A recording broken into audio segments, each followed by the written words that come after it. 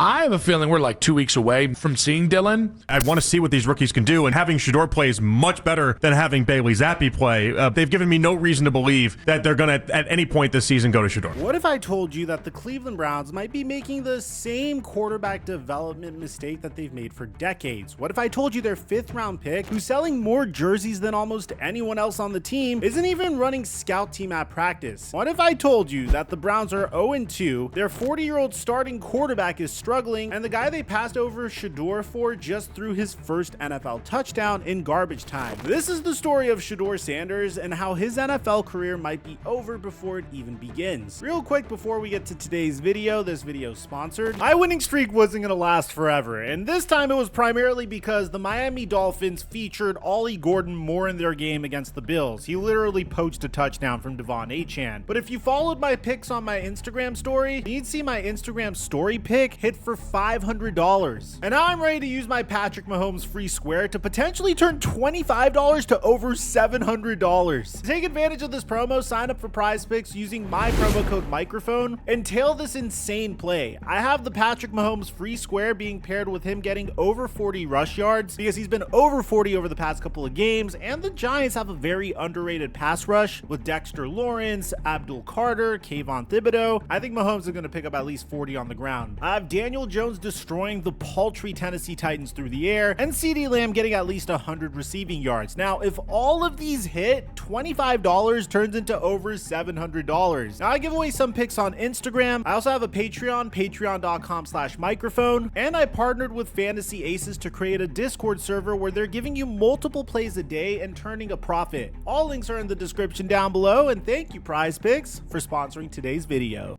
Mic check 1 2 1 2. What's going on, everybody? Brief recap for those of you guys that have lived under a rock over the past 6 months. During the NFL draft, Shedeur Sanders, the son of Deion Sanders, the guy who was supposed to be selected within the first 10 picks of the NFL draft, according to some mock drafts, is sitting down with his family doing a draft live stream. And this is without a doubt one of the most embarrassing draft live streams of all time, because as Cleveland passes on him with their first round selection, Deion Sanders says this. As the Saints pass on him, Deion Sanders says this. Saints select Tyler Shuck, quarterback, Louisville. Switch it up. As more and more rounds pass, Shiloh Sanders realizes that he might be screwed himself. See, bro, I don't even know what they're gonna do with me, bro, because they're doing you like this. In the 3rd round, the Browns take Dylan Gabriel, a quarterback from Oregon, with the 94th pick. The 4th round passes, and finally, with the 144th pick in the 5th round, the Cleveland Browns trade up to select Shedeur Sanders. And you could just tell from their draft room that they're absolutely thrilled with this selection. It's almost as if ownership had a gun pointed towards their general manager's head and said, take Shedeur Sanders no matter what. But here's where things get a little weird. Look at what Adam Schefter said on NFL Countdown. It was all set. A consensus had been reached. The Baltimore Ravens were planning to select Shedeur Sanders in the 5th round with the 141st overall selection. But when he found out, he got word back to the Ravens that he preferred not to go to a place where he would be competing and backing up Lamar Jackson. He wanted to be in a place that he could play. And so when the Ravens got that message, they pivoted, went a different direction with the 141st overall selection. And 3 picks later, the Cleveland Browns selected Shedeur Sanders, who will be in Baltimore today, where he could have been spending his NFL career if he were willing to back up Lamar Jackson. It's really funny because a year ago, Deion Sanders said that his son Shedeur and Travis Hunter are going to pull an Eli. Okay, but I know I want them to go. So there's certain cities that ain't gonna happen. It's not, I'm sorry, it's gonna be an Eli. So it's really funny that Shedeur actually did pull an Eli, but he did it in the 5th round of the NFL draft. And just look at how everyone reacted to this. Alex Smith was absolutely livid at this report. This is insane. I think this is crazy. At this point, you're in the 5th round. I understand you had higher hopes, but you've dropped to the 5th round, and you're thinking about being a starting quarterback the next year. I think this is incredibly short-sighted. Like, if you're in this situation, you want to go to an organization that is going to develop you. Here you have the Baltimore Ravens, the model of of stability in the NFL. This regime's been together for how many decades now? And actually has a track record to develop quarterbacks. Joe Flacco, Lamar. Instead, you choose the Cleveland Browns because you think you have a chance to start the next year. And mind you, the Cleveland Browns, who are on the opposite end of the spectrum when it comes to stability, right? This is the same organization that walked away from Baker Mayfield as the #1 pick in the draft. What's he gone on to do? Oh, he's only led the NFL in touchdown passes since joining the Bucs, right? This makes zero sense. I think what's even more funny about this is what former Browns quarterback Cody Kessler had to say about it. I find it very bizarre. If I'm Shedeur Sanders, I would much rather go to the Baltimore Ravens and back up Lamar Jackson instead of going to the Cleveland Browns after they drafted a guy in the 3rd round already and going on a depth chart that has 5 quarterbacks to a team that's notorious, and I know personally, for not developing quarterbacks the right way. And I know Shedeur thought of it maybe as a sense of, I want to play right away. Lamar's going to be in Baltimore for a long time, but you go there as a backup, you get in a winning culture, you get developed the right way, you're behind one of the best quarterbacks in the NFL, and then you go ball out in preseason. And then you get teams come knocking after 1 or 2 years saying, hey, we need a starter, and Sanders looks great because he didn't get forced right away or he's not being developed the right way. So I just, if that was the case, I wish he would have went to Baltimore. Now, the other thing, and a different angle on this, again, all speculation, I don't know Shedeur personally, I wonder if Shedeur, when it got to that point in the draft, just wanted to go undrafted at that point, and he didn't want to go to the Ravens, and that's why he said, don't draft me. And you may look at me like I'm crazy, but hear me out. When you get to that 5th, 6th, 7th round, it's almost better if you're Shedeur Sanders and he has the money and he's a great young man with the NIL and he's smart with his money, to go undrafted, take a step back, and then you control your own destiny and look at this roster and that roster and this roster, and I can sign somewhere as an undrafted free agent, and my agent can negotiate instead of getting buried on a depth chart and going to a bad situation. It's like Cody Kessler sitting there saying, yeah, I was the quarterback of the Cleveland Browns. I can't believe you chose being the 4th string QB for the Browns as opposed to backing up Lamar Jackson. The logic here is that Shedeur Sanders didn't want to play behind a 2-time MVP who clearly isn't losing his job anytime soon. He wanted a chance to actually play. So instead, he ends up in Cleveland, a team that just went 3-14, a team that hasn't had a good quarterback since, well, let's not go there. A team that should theoretically give him a better opportunity, right? Wrong. Fast forward to September 2025, and the Browns have named 40-year-old Joe Flacco their starting QB.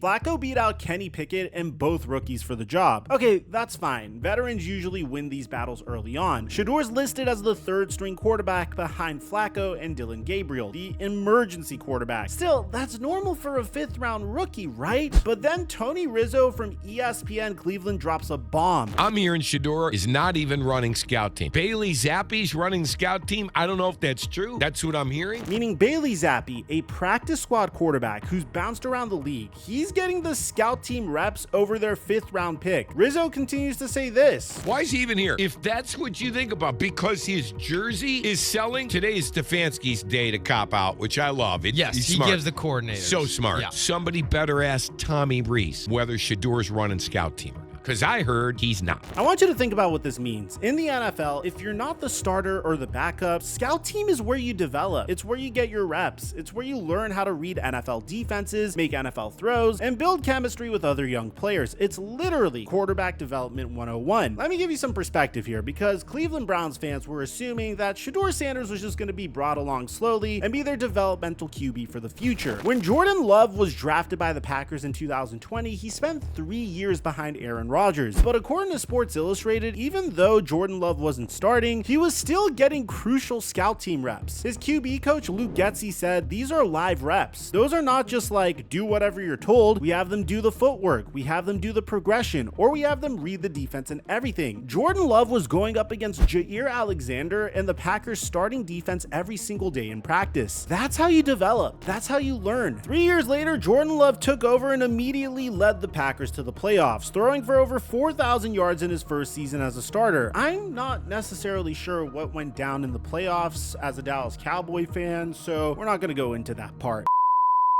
Or take Tom Brady, for instance. When he was a 6th round pick in 2000, he started as the 4th string quarterback behind Drew Bledsoe, John Freese, and Michael Bishop. By the end of that rookie year, he had worked his way up to 2nd string. He was getting reps, he was developing, and when Drew Bledsoe got hurt in 2001, Tom Brady was ready. Have you guys ever heard the saying, the definition of luck is when opportunity meets preparation? That's what Shedeur Sanders gave up by not going to the Ravens. But Shedeur, right now, as a result of his decision, he's not even getting scout team reps. Now, Browns quarterback coach Bill Musgrave tried to explain this, saying all three young quarterbacks, Gabriel, Sanders, and Zappi, have been rotating on scout team, but that's not what the reports from practice are saying. And even if they are rotating, why is a practice squad guy getting equal reps with your draft picks? Let's talk about what's actually happening on the field while Shedeur Sanders watches from the sideline. Week 1 against Cincinnati, Joe Flacco throws for 290 yards, 1 touchdown, 2 interceptions, and the Browns lose 17-16. The interceptions weren't really Flacco's fault. They were dropped passes that got tipped up, but still, a loss. Week 2 against Baltimore, this is where it gets ugly. Flacco completes 25 of 45 passes for just 199 yards. 1 touchdown that was literally deflected by Marlon Humphrey right to Cedric Tillman, 1 interception, 1 fumble. The Browns get destroyed 41-17. And then, with the game completely out of reach, Kevin Stefanski pulls Flacco and puts in Dillon Gabriel. Not Shedeur Sanders, but Dillon Gabriel. Dillon Gabriel goes 3 for 3 for 19 yards and throws his first ever NFL touchdown pass to Dylan Sampson. Gabriel's garbage time drive was so impressive that reporters immediately started asking Stefanski if he's considering a quarterback change. Stefanski's response, "I'm not considering a quarterback change." But here's the thing, even if Stefanski does make a change, it won't be to Shedeur Sanders. It'll be to Gabriel, the guy that they drafted in the 3rd round, 50 picks before Shedeur, the guy who's actually been getting some reps, the guy who just proved he can move the ball in an NFL game, even if it was against backups. So where does this leave Shedeur Sanders? Well, let's see if we could draw a parallel to another quarterback in NFL history. Let me tell you about another quarterback who found himself in a similar situation, Brett Favre. Favre was a 2nd-round pick by the Atlanta Falcons in 1991. His head coach, Jerry Glanville, famously said that it would take a plane crash for Favre to get on the field. In his rookie year, Favre attempted exactly 4 passes. 2 were intercepted. The Falcons traded him to Green Bay for a 1st-round pick, and the rest is history. 3 MVP awards, a Super Bowl, and a Hall of Fame career. The difference? The Packers actually invested in Brett Favre's development. They gave him reps. They let him learn the offense. They believed in it. When starter Don Majkowski got hurt in week 3 of 1992, Brett Favre was ready. Again, luck is when opportunity meets preparation. But the Browns don't seem to be developing Shedeur at all. According to Diana Rossini of The Athletic, the Browns believe there's a place for Shedeur on the roster, but she also said don't plan on seeing the 5th-round pick on the field this season unless things get really weird. Really weird? The Browns are 0-2. Their 40-year-old quarterback is struggling. I guess the only argument you could provide here is the fact that they have the 3rd worst offensive line in the NFL. Flacco was 6 of 18 for 24 yards and an interception when pressured against Baltimore. How much weirder does it need to get? Here's what makes things even more frustrating. Shedeur Sanders isn't some project quarterback who needs to learn how to play the position. This is a guy who completed 74.1% of his passes at Colorado in 2024, leading all of college football. He threw for 4,134 passing yards and 37 touchdowns. He was the Big 12 Offensive Player of the Year. According to his scouting report, Sanders is a precision pocket passer who dissects defensive coverages quickly, with a NFL caliber arm and velocity to make the requisite throws to win at the next level. He's got outstanding poise and calmness in late game situations, but none of that matters if you're not getting reps. None of that matters if you're standing on the sideline watching Bailey Zappi run the scout team. Some fans are already calling for the Browns to trade Shedeur. Give him a chance somewhere else. And honestly,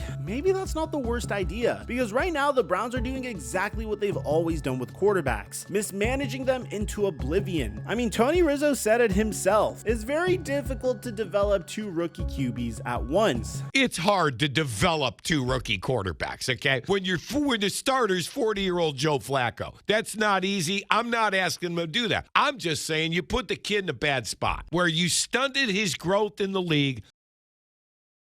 Think about the Browns' quarterback history for a second. Since 1999, when they returned to the NFL, they've started 39 different quarterbacks. 39! They've drafted quarterback after quarterback, thrown them into bad situations, watched them fail, and then moved on to the next one. Do you remember Brady Quinn? 1st-round pick, barely developed, career backup. Johnny Manziel? 1st-round pick, completely mismanaged, out of the league. I think Johnny Manziel is more the general manager's fault than the head coach's fault in that situation. Baker Mayfield, a finally hit on a quarterback. First round pick, showed promise, but they gave up on him, and now he's thriving in Tampa Bay. Deshaun Watson, this was their guy, gave him $230 million guaranteed, and he's hurt again. It's not like he was that much better when he was on the field anyway. The Browns had a chance to do something different with Shedeur. Take a talented quarterback who fell in the draft, develop him properly, let him learn behind the veterans, give him scout team reps to improve, follow the Green Bay model, the Kansas City model, the model that actually works. Instead, they're doing